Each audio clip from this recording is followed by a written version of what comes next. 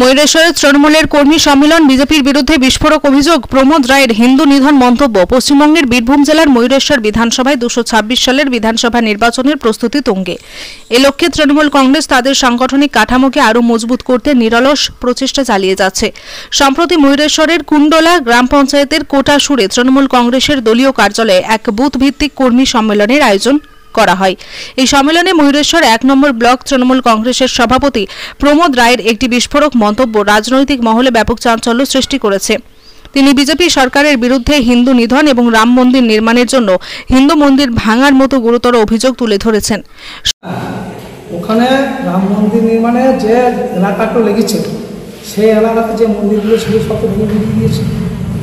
রাম মন্দির বানিয়েছে, সেখানে প্রচুর দুর্গা মন্দির ছিল, সেখানে অন্নপূর্ণা মন্দির ছিল, সেখানে আমার প্রচুর মন্দির ছিল। মনসা মন্দির বলুন, সরস্বতী মন্দির, লক্ষ্মী মন্দির, কালী মন্দির, এগুলোকে তো ঘুরিয়ে দিতে হয়েছে। তবে তো ওই জায়গাটা পরিষ্কার করতে হবে, রাম মন্দির বানিয়েছে ওরা। আমরা তো কারণ যেমন দুর্গাপূজাতে মমতা বন্দ্যোপাধ্যায় দুর্গাপূজাতে উৎসাহ ভাতা দিচ্ছে 85,000 টাকা করে। তা অমিত শাহ শুভেন্দু অধিকারীকে দিয়ে কয়েক বছর আগে কেস করিয়েছিল, নতুন নাকি টাকা দিতে পারে না। মমতা বন্দ্যোপাধ্যায় হাইকোর্টে ডিগ্রিও করেছিল এই দুর্গাপুজোতে যে উৎসাহ ভাতা দুর্গাপূজার ক্লাবগুলোকে দেয় তার জন্য। তো ওরা তো নিশ্চয়ই চাইছে না তাহলে দুর্গাপুজোটি হোক, তাহলে মা দুর্গা তো দেবতালয়।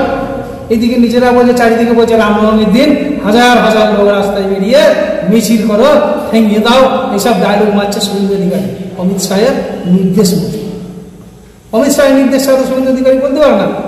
শুভেন্দু অধিকারী বললে তো অমিত শাহ শুভেন্দু অধিকারী থেকে ধরে ঘাট ধাক্কা দিয়ে বার করে দিত, ওর নির্দেশ ছাড়া কথা বলবে। এটা মিথ্যার কিছু নাই। দেখুন কেন আজকে 2014 সালে বিজেপি আমাদের সেন্ট্রালের ক্ষমতায় এসছে। 14 সালে আগে পর্যন্ত বলেনি হিন্দুরা বিপন্ন। আজ 2020 সালে, 22 সালে, 25 সালে এসে বলছে হিন্দুরা বিপন্ন। তাহলে আমার প্রশ্ন এখানে, 1947 সালে ভারত স্বাধীন হয়েছিল, তারপরে এত সরকার গেল, কোনোদিন হিন্দুরা বিপন্ন হয়নি। আজ বিজেপি ক্ষমতাসীন অবস্থায় বসলো, আর হিন্দুরা বিপন্ন কেন? তাহলে বিজেপির জন্য হিন্দুরা বিপন্ন, বিজেপি ক্ষমতায় না থাকলে হিন্দুরা বিপন্ন হবে না। সম্মেলনে উপস্থিত ছিলেন ময়ূরেশ্বর 2 নম্বর ব্লক তৃণমূল কংগ্রেসের সভাপতি প্রমোদ রায়, ব্লক যুব সভাপতি অর্ক ব্যানার্জি, কুণ্ডলা অঞ্চলের বিভিন্ন বুথের সভাপতি এবং বিপুল সংখ্যক তৃণমূল কর্মী ও সমর্থক। এই সম্মেলনের মূল উদ্দেশ্য ছিল আসন্ন বিধানসভা নির্বাচনের জন্য বুথ স্তরে দলের সাংগঠনিক কাঠামোকে শক্তিশালী করা এবং কর্মীদের মধ্যে উৎসাহ ও ঐক্য সৃষ্টি করা। তবে প্রমোদ রায়ের মন্তব্য সম্মেলনের আলোচনাকে এক নতুন মাত্রা দিয়েছে। প্রমোদ রায় তার বক্তব্যে বিজেপি সরকারের বিরুদ্ধে তীব্র আক্রমণ শানিয়ে বলেন, বিজেপি যেদিন থেকে ভারতবর্ষে ক্ষমতায় এসেছে সেদিন থেকেই শুরু হয়েছে হিন্দু নিধন। উত্তরপ্রদেশের অযোধ্যার রাম মন্দির নির্মাণের জন্য বিজেপি সরকার 250টি হিন্দু মন্দির ভেঙে ফেলেছে। তিনি আরও অভিযোগ করেন, পশ্চিমবঙ্গে হিন্দুদের দেবতা বলতে এখন অমিত শাহ। বিজেপি হিন্দু ধর্মের নামে রাজনীতি করছে, কিন্তু প্রকৃতপক্ষে তারা হিন্দুদেরই ক্ষতি করছে। এই মন্তব্যের মাধ্যমে তিনি বিজেপির ধর্মীয় রাজনীতির সমালোচনা করে তৃণমূলের অবস্থানকে আরও স্পষ্ট করার চেষ্টা করেন। তৃণমূল কংগ্রেসের এই সম্মেলনটি ময়ূরেশ্বরে দলের সাংগঠনিক শক্তি প্রদর্শনের একটি অংশ।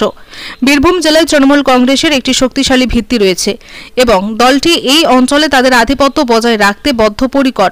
ময়ূরেশ্বর বিধানসভা কেন্দ্রটি রাজনৈতিকভাবে গুরুত্বপূর্ণ এবং তৃণমূল এখানে বুথ স্তরে তাদের কর্মীদের সক্রিয় করে ভোটারদের কাছে পৌঁছানোর কৌশল তৈরি করছে।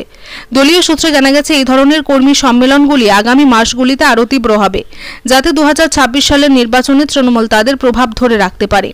তবে তৃণমূলের এই অভিযোগ বিজেপির এই বক্তব্যের বিরুদ্ধে একটি কঠিন চ্যালেঞ্জ হিসেবে দেখা যাচ্ছে। এছাড়া অমিত শাহকে হিন্দুদের দেবতা হিসেবে উল্লেখ করার মাধ্যমে প্রমোদ রায় বিজেপির শীর্ষ নেতৃত্বের প্রতি ব্যঙ্গাত্মক আক্রমণ করেছেন, যা আগামী দিনে রাজনৈতিক বিতর্ককে আরও উত্তপ্ত করতে পারে।